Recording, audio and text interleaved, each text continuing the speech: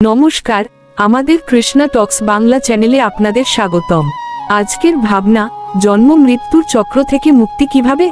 ভগবান শ্রীকৃষ্ণ গীতায় বলেন, অবিনাশী তু তদ্বিদ্ধি যেন সর্বমিদং ততম, অর্থাৎ যা এই সমস্ত দেহে পরিব্যাপ্ত তা অবিনাশী, জেনে রাখো।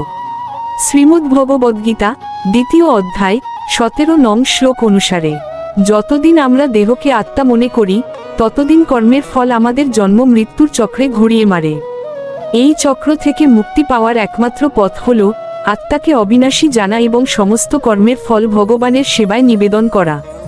এই নিষ্কাম ভক্তিই হল মুক্তির পথ। জন্ম মৃত্যুর এই জটিল চক্র নিয়ে আপনার ভাবনা কি, তা আমাদের কমেন্টে লিখে জানান।